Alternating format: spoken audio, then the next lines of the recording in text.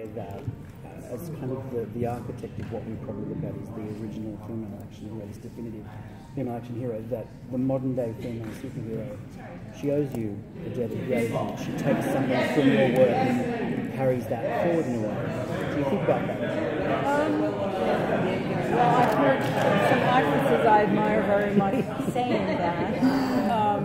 I feel that I created Ripley at a time when women were moving into all these fields which were traditionally male, including the armed services and all kinds of other sort of industrial jobs. And I feel that she, it was a time of great feminist passion. And I just feel like nowadays, they've really started in earnest to create in this world, especially, really dynamic, real, compelling women heroes who are real women, not just sexy little creatures, but real women with real courage and drive and commitment. And I think it's way overdue. And I think unfortunately, it's not happening as much on Capitol Hill. But I think that's one reason why I love this space, is that so much progress can be made in terms of story and hero and diversity, and all kinds of issues are brought up in this space, and I think that it doesn't get enough credit, actually. It's sort of dismissed, I think, by major critics as sort of like, oh, that science fiction, when in fact we're dealing with a lot of very important issues. Did you see Wonder Woman? No, I haven't seen it, but that's just because I've been working so hard. I'm dying to see it. I really want to see it on the big screen. I may have missed that chance, but I hear it's awesome. Elodie, you are playing, to not give away any spoilers, a very different version of Elektra. So you're essentially playing two roles while still maintaining the same person. Can you talk a little bit about how you approach that?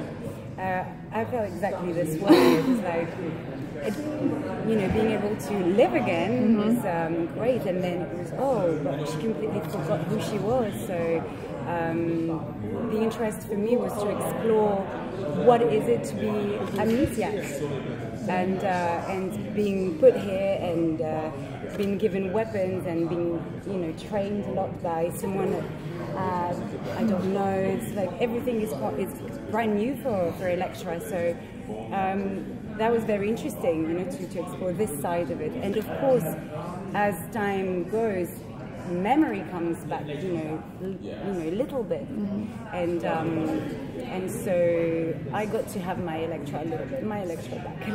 So you'll see it evolve, over the episodes. Can you talk a little about her dynamic with Matt now that she's obviously a very different person? All I can say is that she doesn't remember anything when she's brought back to life. So Matthew is a stranger. He's just part of this group that she has to fight, and so he's a stranger, a complete stranger. But maybe she still has him somehow, around here. I don't know. Netflix is amazing with their villains. They're very good at massaging the background. What was your take on Alexandra, and what was your take on Elektra now with her new mind? Should I just turn villains? Well, I don't think we're villains. We agreed we're not. We're antagonists. Yeah, complex. Complex characters with other goals than their goals. Well, what I loved is, and I think this is true of what I've saw in Daredevil too, with Vincent D'Onofrio, that his character was, yes, he is not on the same side as Daredevil, but he's a very compelling character with a real history and a real reality to him. I thought they wanted to create the same idea with Alexandra. tried to base her on an actual, on what we thought would be an actual person in New York, a New Yorker, with a great deal of wealth and experience and patron of the arts. Very complex. I mean, I think, the 8 shows gives you a chance to sort of develop things more than you would in a movie, which is one of the appeals to actors, I think. It's certainly our relationship. Our relationship was probably the main reason I wanted to play the character, because I think it surprises Alexandra. It's really not something she can control, and she likes that and hates that at the same time. So I feel like, that was a big part of it. You get to, again, no spoilers, but you get to do more than just utter dialogue in the first few episodes. You get to do a little bit of, I'll say, action. Was that something that appealed to you, to get in on that? Did you want to do more of that, or was it just the right amount? I felt it was the right amount for Alexandra, because I feel like she has those skills, but she's at the point in her life where she'd rather talk. I don't think she's, she doesn't do all that. She has people to do that for her. And so she battles people in a different way, using her wits, using her charm and her intuition. So that was, I certainly was totally game to do whatever. And I do have a red belt in karate, but they don't, that's not really what they do. And I think they had a different idea of Alexandra. But I do get in there when I have to. Sometimes they're all over me. So, but pretty much I think that she has a lot of priorities. And it was weighing what was most important at the moment. You make it sound like you didn't train or anything. I have to step in. She trained a lot, and you were really good at the action. Well, I like all that stuff. Sure, it was very nice to see you doing it. Yeah. One of the things, though, continuing with your character, I think she's written very well because she exudes a lot of power without saying a lot. Like, it's not like she has to walk into a room with 20 henchmen to demonstrate her power. She has it with the, even just being alone. She has a lot of confidence and a lot of assurance. And really, I based it on people I've met in New York who are in business and who are so powerful they don't put a lot of effort into lording it over you. Nothing is that important to them except their own kind of goals and priorities, and so they're very offhand in a way about their power. They wear it quite lightly, even though it's deep and dense. We were talking earlier about you creating this great, one of the first women superheroes, basically action heroes, and now you're playing these great villains, sort of this or Avatar. I'm wondering what that creating a villain is like, or that transition.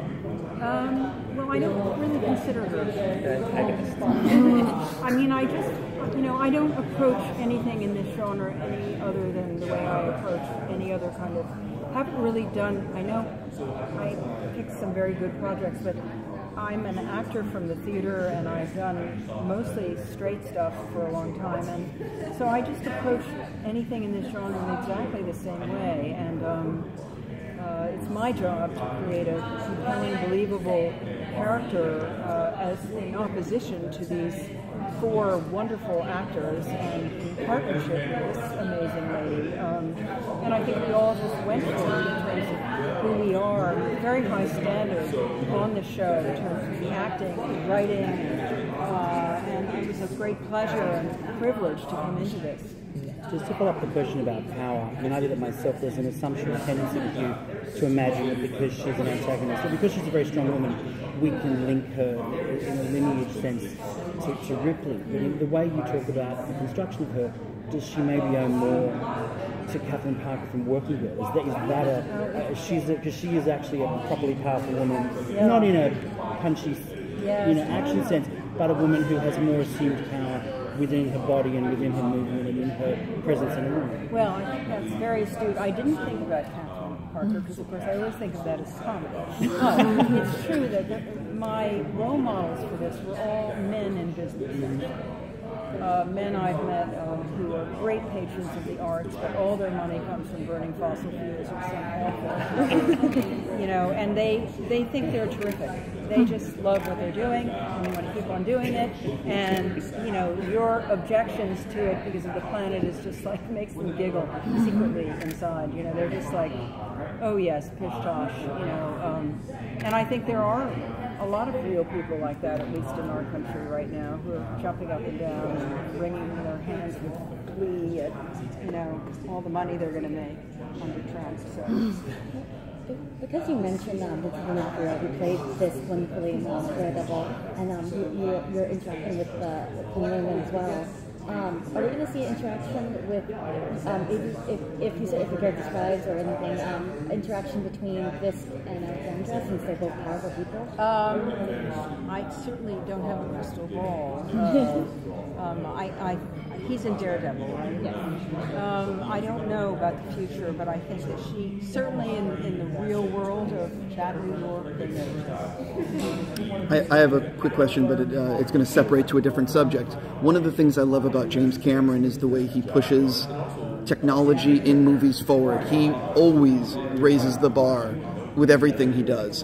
And obviously he's been working for years on developing these upcoming Avatar films. What have you seen in terms of talking to him about maybe how technology might push it forward, or the ideas, or, you know, what he's going to do?